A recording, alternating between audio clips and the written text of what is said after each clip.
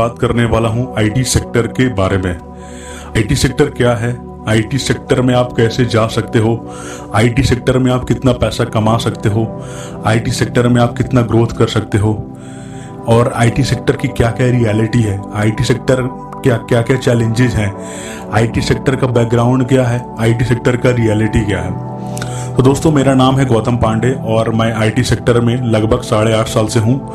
और तो मैं आपको पूरी रियलिटी बताता हूं आईटी सेक्टर का बैकग्राउंड, स्टार्टिंग से लेकर के एंडिंग तक। तो देखो, मैं आईटी सेक्टर 2017 में स्टार्ट किया था, और जब मैंने आईटी सेक्टर में आया था उस समय मार्केट कंप्लीट डिफरेंट था, और आज का जो मार्केट है आईटी सेक्टर का कंप्लीट डिफरेंट है। तो आईटी सेक्टर में आने के लिए सबसे पहले आपके पास एक टेक्निकल डिग्री होनी चाहिए, जैसे वो बीटेक हो सकता है, एमबीए हो सकता है, एमसीए हो सकता है, ये भी कोई भी टेक्निकल डिग्री होना चाहिए आपके पास। मेरे पास बीटेक का डिग्री था, तो मैं बीटेक का डिग्री से आईटी सेक्टर में आ गया।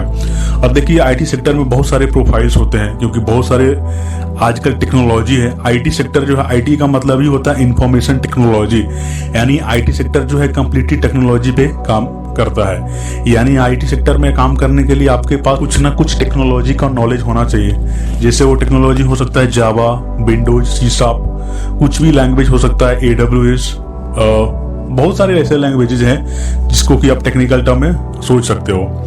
तो आपके पास सबसे पहली चीज, आपके पास एक टेक्निकल डिग्री होना चाहिए, चाहे आप ग्रेजुएट हो या पोस्ट ग्रेजुएट हो, कुछ भी होनी चाहिए। दूसरी चीज, आपके पास टेक्निकल नॉलेज होना चाहिए। तीसरी चीज, आपके पास कम्युनिकेशन अच्छी होनी चाहिए, यानी आपको इंग्लिश अच्छा आना चाहिए। अगर जो आपको इंग्लिश अच्छा नहीं आता है तो डेफिनेटली आपका सिलेक्शन आईटी सेक्टर में नहीं होगा, क्योंकि आईटी सेक्टर जो है, आईटी सेक्टर में कम्युनिकेशन का बहुत बड़ा रोल होता है, जहां पे आपको इंटरनेशनल क्लाइंट से भी कनेक्ट करना पड़ता है, उनसे बातचीत करना पड़ता है, उनसे कम्युनिकेट करना पड़ता है। इसलिए आपके पास इंग्लिश लैंग्वेज आपको आना जरूरी है। चौथी चीज, आईटी सेक्टर में कितना आप ग्रोथ कर सकते हो, कितना आप पैसा कमा सकते हो। तो मैं रियलिटी बताता हूँ आईटी सेक्टर का, जितने भी गवर्नमेंट जॉब हैं उससे आप कई ज़्यादा गुना पैसा आप आईटी सेक्टर में कमा सकते हो। आईटी सेक्टर में अगर जो एक आप 5-6 साल का एक्सपीरियंस आप ले करके रहते हो तो आप महीने का 2 लाख, 5 लाख, 10 लाख भी कमा सकते हो। ये डिपेंड करता है आपके कैपेबिलिटी के ऊपर, क्योंकि आईटी सेक्टर में देखा जाए तो पैसा कमाने की कोई लिमिट नहीं है। You can earn a lot. अगर जो आपके पास वो काबिलियत है, आपके पास टैलेंट है, आप चीज़ों को अच्छे तरीके से डिलीवर कर पाते हो, अच्छे तरीके से कम्युनिकेट कर पाते हो, तो डेफिनेटली आईटी सेक्टर में आपको बहुत ज़्यादा ग्रो होने से कोई नहीं रोक सकता है। पांचवा चीज़ है आईटी सेक्टर का डार्क रियलिटी क्या है, जहाँ पे क्या क्या चैलेंजेस आपको फेस करना पड़ता है अगर जो आप आईटी सेक्टर में काम करते हो। तो देखो, सबसे बड़ी चीज़ है, हर जगह ऑफिस पॉलिटिक्स होता है। ऑफिस पॉलिटिक्स के कारण बहुत सारे लोग कंपनी में हेडेक में आ जाते हैं, परेशान हो जाते हैं।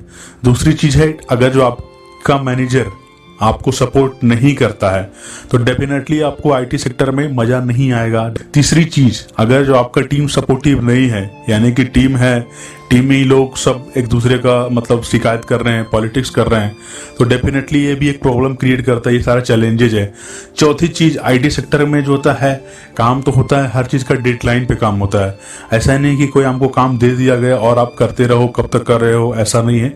आपको एक डेडलाइन दिया जाएगा, उस डेडलाइन के अंदर अगर जो आप काम को अच्छे तरीके से एग्जीक्यूट कर पाते हो तो डेफिनेटली आपको अप्रिसिएशन भी मिलेगा, आपको अवार्ड भी मिलेगा, और आपको एक अच्छा रिस्पेक्ट दिया जाएगा।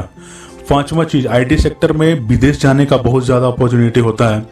आप कोई भी कंट्री जा सकते हो, ऑस्ट्रेलिया जा सकते हो, न्यूजीलैंड जा सकते हो, हर कंट्री आप जा सकते हो पाकिस्तान छोड़ करके। आईटी सेक्टर में ये सारी चीज़ें बेनिफिट्स है।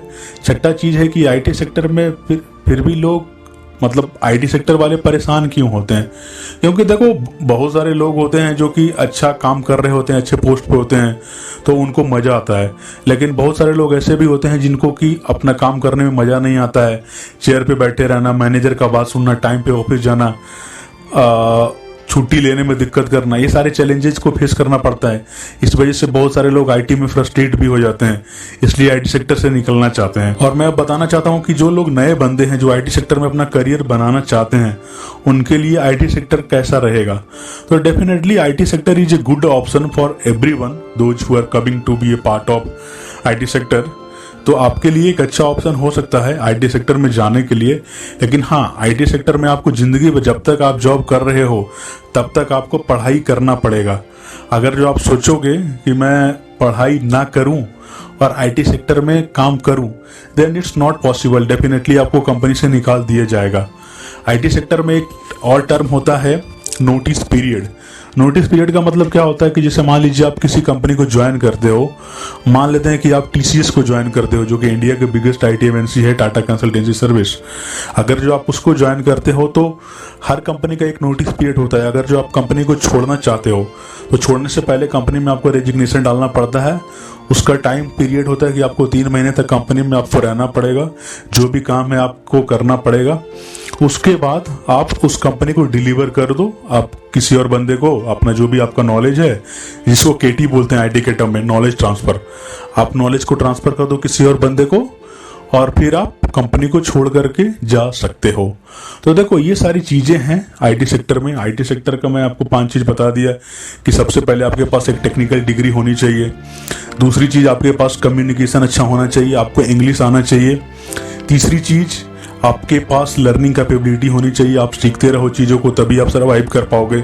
चौथी चीज़ की आईटी सेक्टर में आप बहुत ज़्यादा पैसा कमा सकते हो। एक गवर्नमेंट जॉब के कंपैरिजन में आप उससे 5 गुना, 10 गुना, 50 गुना ज़्यादा पैसा कमा सकते हो आईटी सेक्टर में। पांचवा चीज़ है कि आईटी सेक्टर में आपको विदेश जाने का बहुत अपॉर्चुनिटी मिलता है। आप कोई भी कंट्री जा सकते हो, वो कंपनी के ऊपर डिपेंड करता है कि आपको कहाँ भेजना चाहता है। छठी चीज़, आपको आईटी सेक्टर में जब तक हो तब तक आपको सीखना पड़ेगा, पढ़ाई करना पड़ेगा।